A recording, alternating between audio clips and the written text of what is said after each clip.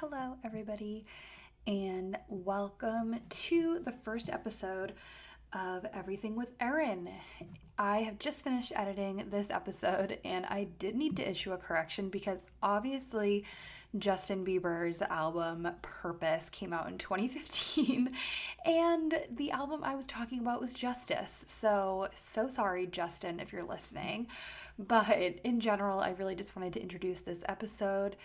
And it's the first one. It's just me. We're chatting about anxiety. We're chatting about the Grammys, shows I have watched recently, will be watching, some reading update, and just kind of a quick life update with what's been going on recently. But thank you guys so much for listening. Please subscribe to the podcast and our Instagram as well if you haven't already. And I'll see you guys soon, but enjoy this episode and thank you so much for listening. All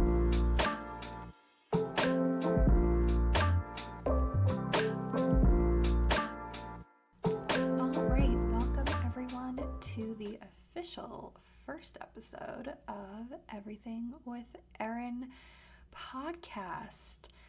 I am really excited about this. If you listen to my trailer, you already know that because I am just pretty pumped to have this new space to be creative, to chat with friends, to chat with family, and just have a new space out there for everyone to kind of hear from me.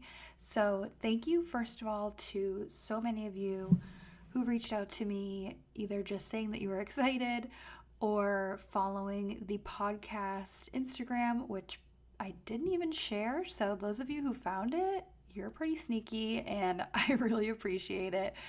I am hoping to officially launch this episode and the podcast in general once we, have some artwork together, which I'm having someone work on right now and I'm really, really excited about it.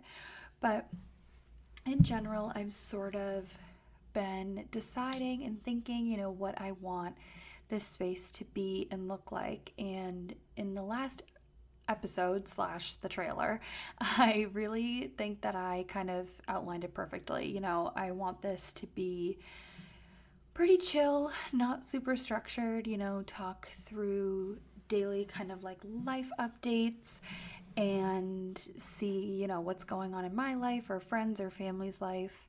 Talk about pop culture, obviously, because if you know me, that is the number one thing I feel like I care about. And obviously, if you watch any of my videos, I'm really focused all the time on skincare, new things I'm trying, loving. I love to share that kind of stuff. So this will be a space for me to do that as well. And by having friends and family on, that means that I get to kind of hear from them and you guys get to hear from them in terms of what they do. And specifically thinking about one of my best friends, Leah, is a skincare expert, in my opinion. She is a nurse practitioner. She works for a dermatology practice, and she's all about the Botox. She's got lasers left and right she's using, and she's just super cool. And I feel like she would be an awesome person to have on to just answer maybe some questions you guys have, or just maybe just hear what her everyday kind of work is like. And I think that would be pretty awesome. It's been a pretty chill few days. I feel like I just, decided that I was going to make a podcast, and then within 3 days it was happening. And I have all my equipment and everything, and it's just, I don't know, it's crazy. I'm really excited about it. I guess, talking about what's kind of been going on recently, if you watched my vlog last week, you'll know that I just finished Bridgerton. It was pretty good. I have mixed feelings about it, which I feel like I kind of went over in the vlog, so I'm not going to get into it any further. But I need to watch The Dropout. That is next for me. I've only heard really good things about that show. That's on Hulu. All about, Elizabeth Holmes and all the things that have happened at Theranos. And I think that that'll be fabulous. It's probably my next show that I'm planning on watching. other than that, I haven't even been reading. I started Eliza Starts a Rumor, and then I never finished it. And I use Libby, which if you don't use Libby, literally what are you doing? Libby is the best way to get books. This is not an ad or sponsored, but like literally that would be amazing. Basically, Libby is just how you connect to your local library network to rent ebooks, and they go right on your Kindle. It's so easy. It's probably one of my favorite apps because it's so easy to use. And yeah, so anyways, once your rental is up, it like takes it away from you, obviously, because you need to return your library books. And so I completely forgot that I was reading that, and it's gone. So I don't know if I'm going to keep reading it, get it back, or read something else. I did buy Josh Peck's memoir, which I, heard really good things about. I think that is probably going to be next on my list. So if you guys have any book recommendations, send me a DM because I'm always looking for more. And, other than that, the Grammys were on not last night. They were on Sunday night.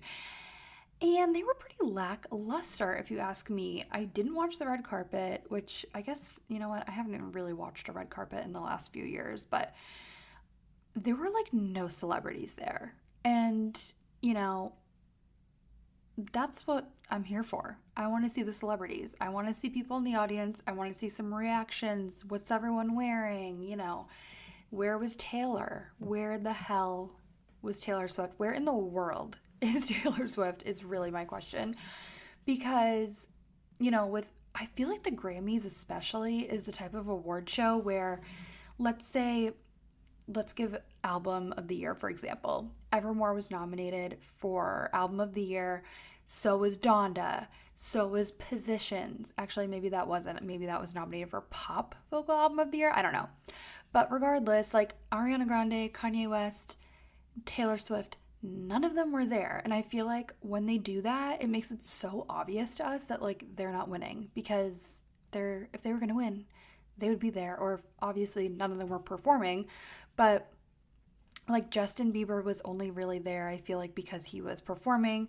He didn't win for his album Purpose, but I think if he wasn't performing, he literally wouldn't even have been there, which is just so annoying in my opinion, because it kind of takes away the fun and surprise out of like who's winning.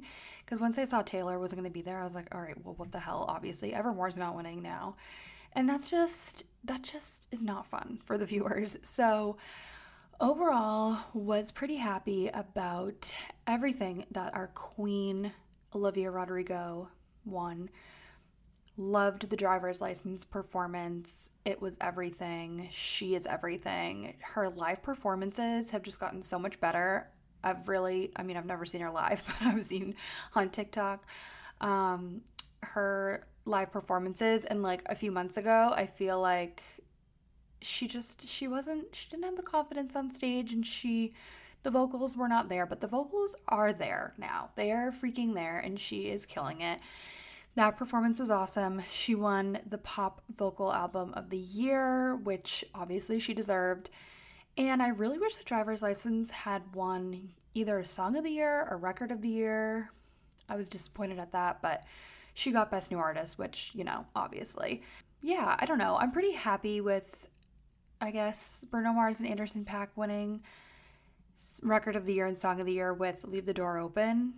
But, like, am I? I don't know. I feel like if I'm being honest with myself, probably not, because I would have rather seen, Driver's License, Kiss Me More, some of those bops that I feel like were absolutely everywhere. And no disrespect to Anderson .Paak and Bruno Mars, but I don't know. I don't know if those were the best choices to win.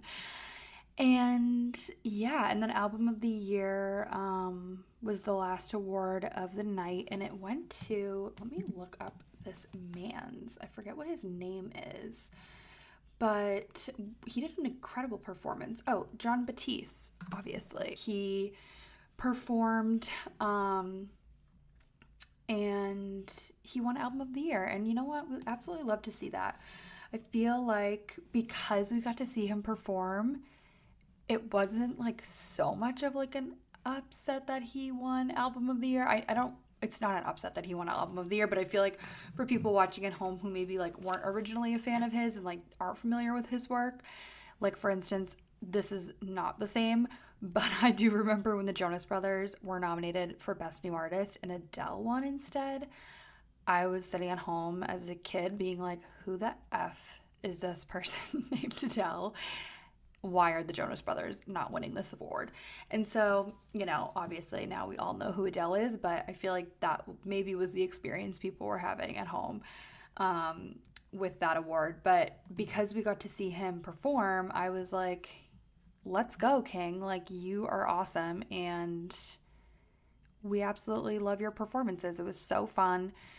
And yeah, I think I might be a new fan of his, to be honest with you. I'm going to check out some of his music. And you know what I haven't seen? I haven't seen the movie Soul, that Disney Pixar movie that came out and everyone was talking about it. He did the music, the original music for that movie, which I obviously need to check out because I'm like living under a rock that I haven't seen that yet. I heard it was so good. So I will be doing that. Another thing that I recently watched, I actually watched it last night. Last night, if I'm being honest, I was having like a pretty anxious time. I guess I haven't really spent like a lot of time alone recently, which normally I do, and I spend like a good amount of time alone. And I feel like there's a difference for me between spending time alone during the day and spending time alone at night, because I actually spend all day alone during the day by myself because I work from home and it's just different. I feel like the energy is different. Like everyone's doing something and everyone's like working, and I'm busy with work and I'm busy, you know, emptying the dishwasher and doing laundry and stuff. But I feel like things just kind of change in the evening. Everything gets a little bit slower, and I sometimes, not usually, but sometimes just kind of panic, like, the hell am I going to do to fill my time? Like, what am I going to do between now and when I go to bed? And I totally had that feeling last night, which felt pretty unusual for me, but I sort of like took a step back and realized like, okay, it's good that you're spending this time alone tonight because obviously you need it, because obviously you're not used to it anymore. And I know the things to do to kind of put myself in a space where I am going to feel more comfortable. I'm going to maybe have some of that anxiety come down and just like be able to fully relax before I go to sleep. So I did those things and I kind of like let myself have like a slow time of it. And I kind of noticed that I was feeling this way because I never come back into the office. Like I have a home office here in the apartment, and I never come back in here, you know, after the workday ends. It's 5 o'clock, I shut my laptop and I piece the heck out of this room. But I came back in here and I was going through my external hard drive, and I just was like, it was a screen time overload for me. Like I had been on the computer, been in the office all day, and it was too much, but I like couldn't stop. And I think it was just that I needed something to do. So instead I, you know, stepped away from the computer and I started cooking. I've been making, if you're watching the vlogs, you're sick and tired of hearing me talk about HelloFresh, but again, not an ad, not sponsored, but wouldn't that be amazing? I made a HelloFresh meal last night, and I think I listened to some music, maybe a podcast. Sometimes when I'm in those anxious kind of states, it's nice to have something to fill that space with. And I feel like I talked about that a little bit with the trailer of the podcast, that I listen to podcasts like religiously. I mean, today alone, I've already listened to like 3. And yeah, so when I'm alone, I like to have something to listen to that's not music, that just makes me feel like the space is filled a little bit more and it's not just me alone with my thoughts. But at the same time, being alone with your thoughts is so important, especially for me. I find if I don't do that, my mind races a lot more before I'm falling asleep, because it's like it hasn't been processing any thoughts or anything because I've just been numbing it with music, podcasts, like YouTube videos I have on in the background, you know, like all day. And that's just not the healthiest. So last night, I knew what I needed to do to get myself in a better state of mind. So we cooked. We did listen to a podcast. I started listening to the Mandy Moore episode of Armchair Expert, which was pretty good. I'll probably finish it. I guess I just didn't know a lot about her, but yeah, it was a good episode so far. Took a shower and I got into my bed and I watched the Brene Brown special from, I think, 2019 on Netflix called Call to Courage. And it was so good. My therapist recommended it to me and I'd been putting it off for a while because I was like, okay, this is gonna be a heavy thing. It's gonna put me in my feels and, maybe I don't want to be watching this right now. But I did, and it was so good. And right before that, actually, I was on a Zoom meeting with a support group that I'm a part of. Maybe I'll talk about that more one day, but maybe not. And it was really good. It's just nice to have that space to go to, and made some cookies, which were delicious. And then I watched that Netflix special and it was so good. I highly, highly, highly recommend if you haven't watched it already. If you don't know Brene Brown, I assume you are living under a rock because her TED Talk went incredibly viral years ago. And that's the only time I've ever really seen her speak. And she talks a lot about vulnerability and about courage. And she studies those things and kind of those human behaviors, which is cool that we can even have research about things like vulnerability. But it was really great. And I find that she's not very preachy, she really talks through a lot of experiences and stories she has with her family, which I find are really relatable. And it's an easy way to kind of digest the information and light bulb moments, and she's totally serving us on a silver platter.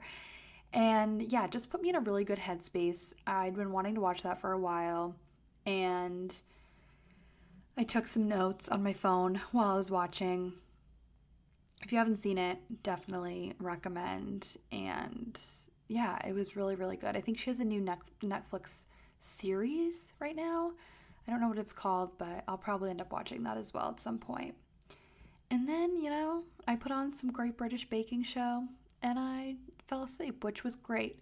I sometimes have a hard time sleeping, but last night I didn't, and I was pretty jazzed about that. So I think I am going to sign off here. I am excited for this podcast, excited to talk more to you guys about, things, chat with friends. They were all arguing this weekend about who is going to be on the podcast first, but I felt like having the first episode just be me was probably the best move to go. Ari did win the poll over Victoria, though. If you follow me on Instagram, you would have seen that. But I'm excited to have them on soon and just chat absolute nonsense with them. It'll be great. And I just thank you guys so much for listening. Thank you for being here in this space and giving me a few minutes of your day to just hear me. And follow me on Instagram if you haven't already. It's Erin Ida Murphy, which is ERINIDA Murphy, MURPHY. And we have a podcast Instagram, which if you haven't followed already, is Everything with Erin Pod. So check that out. We will have artwork coming soon. Freaking jazzed about that. It's really going to be awesome. And yeah, I will see you guys next week, and have a fabulous week. New weekly vlogs come out every Sunday, so check those out on my YouTube channel if you haven't already.